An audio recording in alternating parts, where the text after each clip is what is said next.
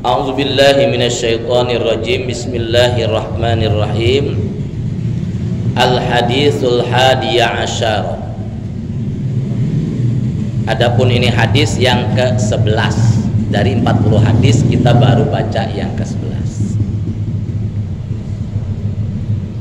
An Abi Muhammad Al-Hasan ibn Ali bin Abi Thalib sibti Rasulillah sallallahu alaihi wasallam wa raihanatihi radhiyallahu anhuma qala hafiztu mir Rasulillah sallallahu alaihi wasallam da' ma yaribuka ila ma la yaribuka rawahu Tirmidzi wan Nasa'i wa qala Tirmidzi hadisun hasanun sahihun. An Abi Muhammad Al-Hasan bin Ali bin Abi Thalib, dari Abi Muhammad Hasan bin Ali bin Abi Thalib, sibti Rasulillah sallallahu alaihi wasallam, turunan atau cucunya Rasulullah sallallahu alaihi wasallam. Nabi Muhammad itu punya anak 7, laki 3, perempuan 4. Laki-lakinya Qasim, Abdullah, Ibrahim. Ini mati semua dari kecil, nggak ada yang gede, ada yang 2 tahun, ada yang baru lahir, ada. Nah, kemudian punya anak perempuan, ada Zainab, Ummu Kulsum, ada Fatimah, ada Ruqayyah. Ini juga sama nih. Ini meninggal sebelum Rasul wafat semua kecuali Fatimah binti Rasulullah.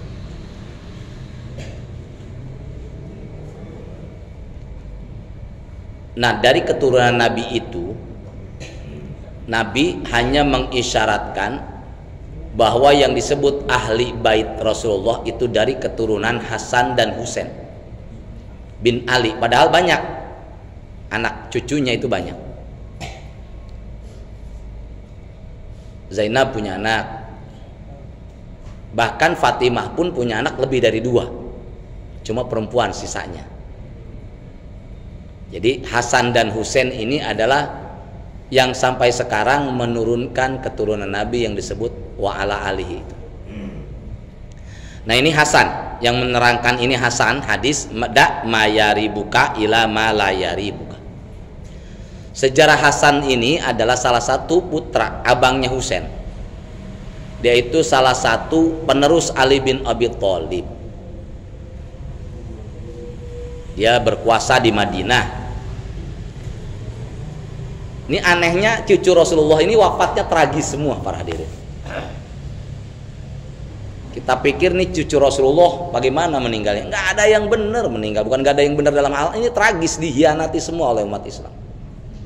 Hasan diracun oleh Yazid bin Umayyah yang waktu itu berseteru dengan Hasan, ingin menguasai kekhalifahan. Maka dari mulai Abu Bakar, Umar, Utsman, Ali, Islam meniadakan kekhalifahan.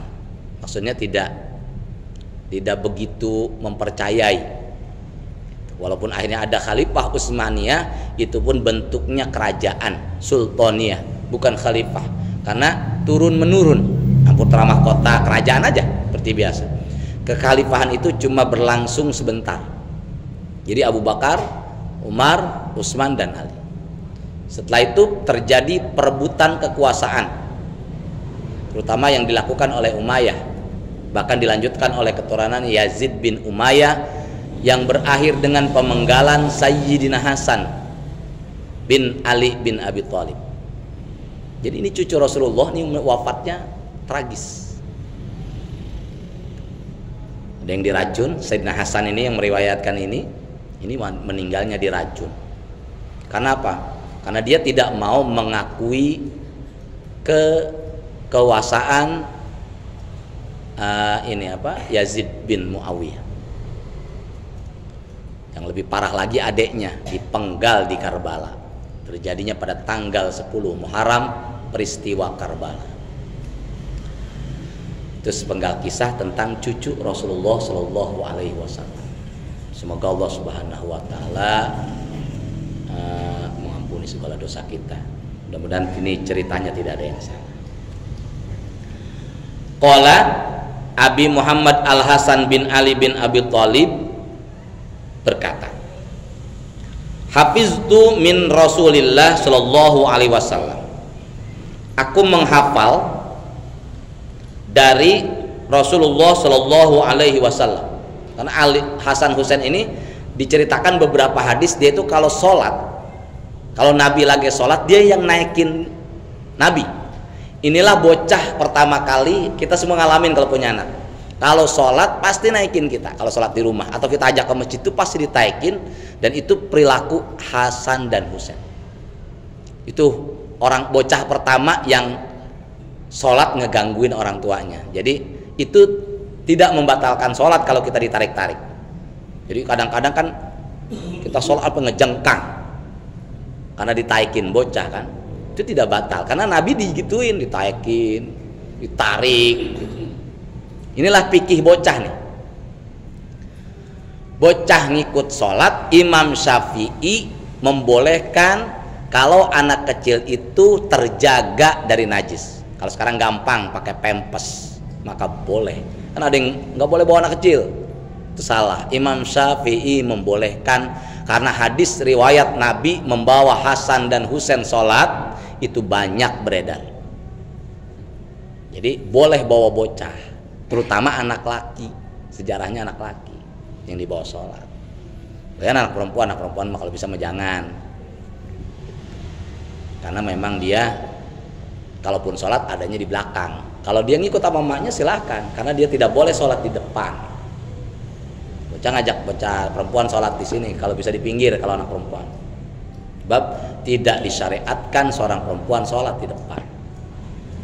Tapi kalau bocah laki mah dekat imam juga boleh, kalau bapaknya yang jagain. Tapi kalau anak kecil usahakan anak perempuan tidak. Inilah bedanya anak laki dengan perempuan. Selama anak itu sudah mumayyiz, sudah tidak kencing di masjid, atau kalau seandainya dia masih kencing di mana-mana pakai pempes, itu tidak jadi masalah. Itulah pikir anak-anak. Silakan kencing dulu sana. Sini kencing kong.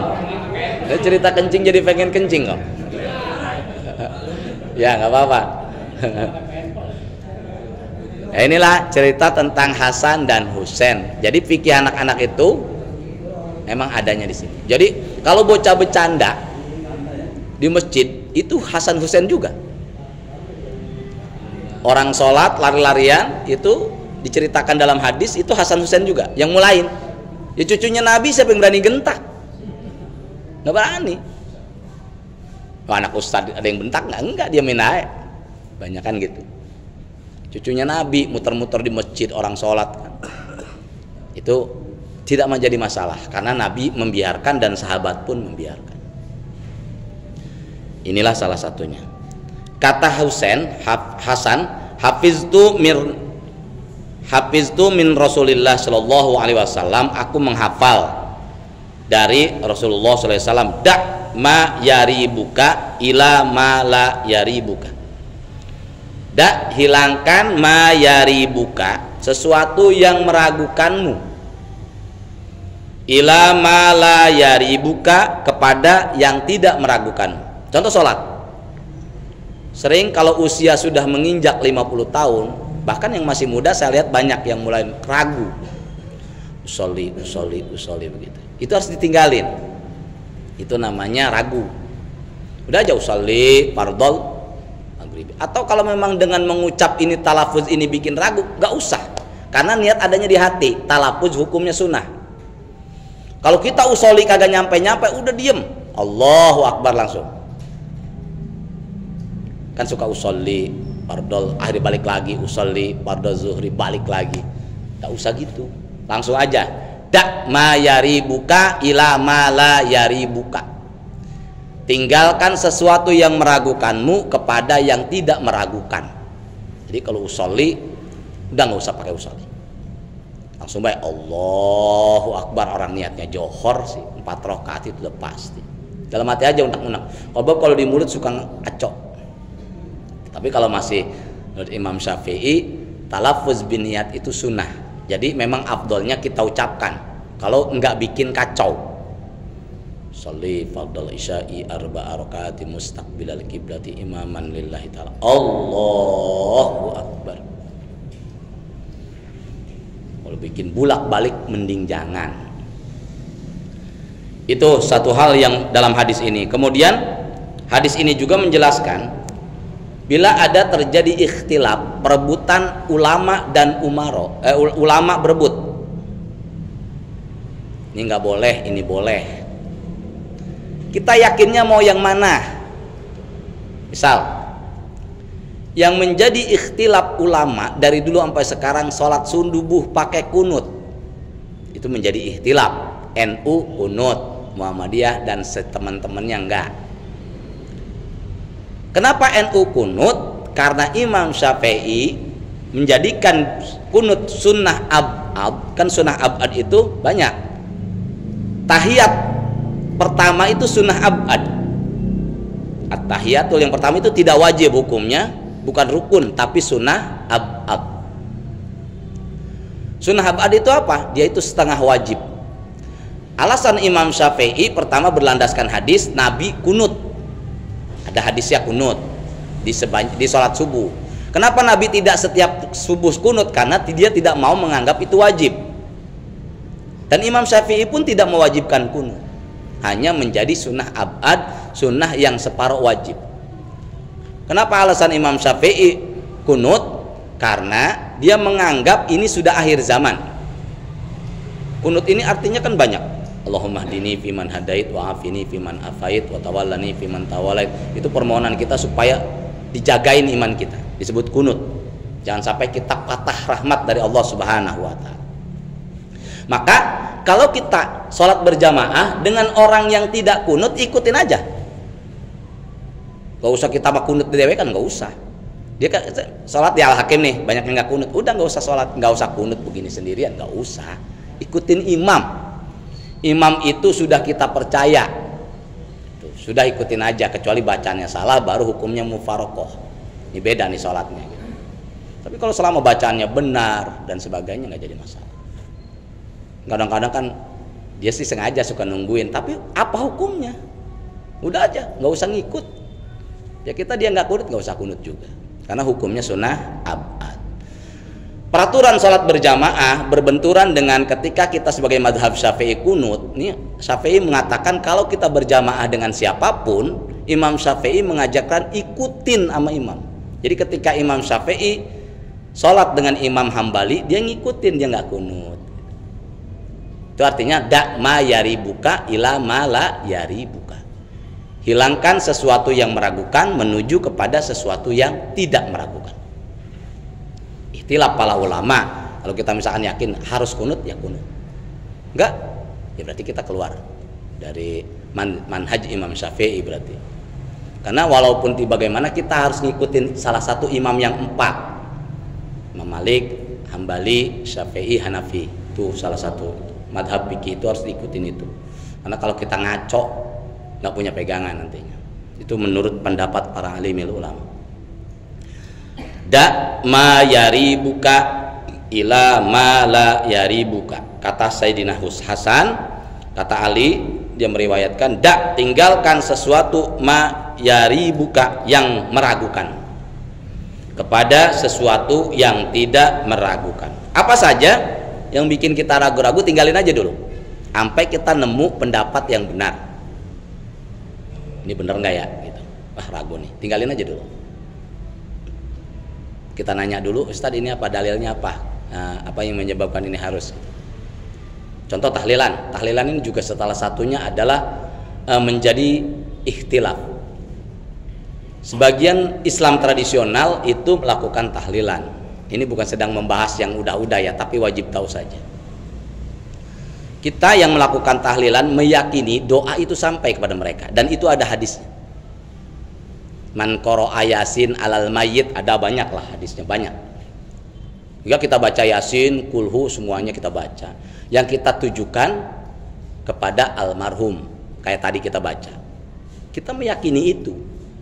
Nah ini kan karena yakin. Tapi kalau kita ragu nyampe apa kagak, mendingan jangan baca.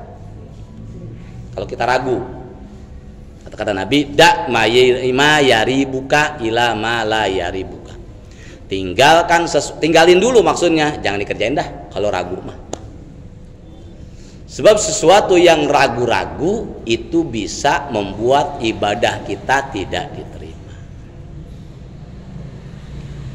Hadis ini diriwayatkan oleh Tirmidzi wan Nasa'i, oleh Imam Tirmidzi dan Imam Nasa'i. Wa qala Tirmidzi, dan Imam Tirmidzi berkata hadisun hasanun sahihun. Ini adalah hadis hasan dan sahih.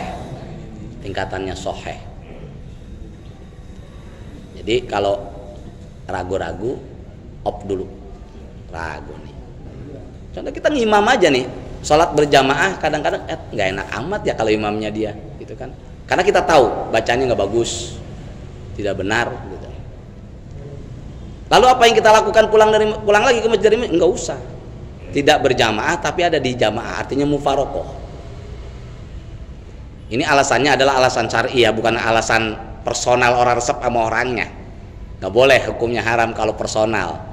Tapi kalau alasan syar'i boleh, karena bacaannya tidak benar, ilmunya juga memang nggak ada, tiba-tiba di depan. Kan tengok dulu kalau ada siapa ya gitu. Itu jangan pulang. Di sini aja tetap, tapi mufarokoh, usolinya sendirian, tidak berjamaah.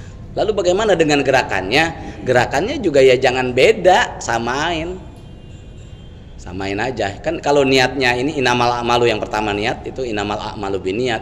Walaupun sholat rame-rame, kalau niatnya sendirian jadinya sendirian. Ini hadis da ma yaribuka ila ma la yaribuka. Pendek hadisnya. Da ma yaribuka ila ma la yaribuka. Tinggalkan sesuatu yang meragukan menuju kepada sesuatu yang tidak meragukan. Hadis riwayat Tirmidzi dan Nasa'i, diriwayatkan oleh Hasan bin Ali bin Abi Thalib, cucu Rasulullah Sallallahu Alaihi Wasallam. Hasan ini sedikit meriwayatkan hadis karena dia ini lebih suka berpolitik ketimbang dia mengajar. Jadi sedikit, yang paling banyak meriwayatkan hadis itulah Siti Aisyah, Abu Hurairah, Ibnu Abbas, yang paling banyak meriwayatkan hadis puluhan ribu.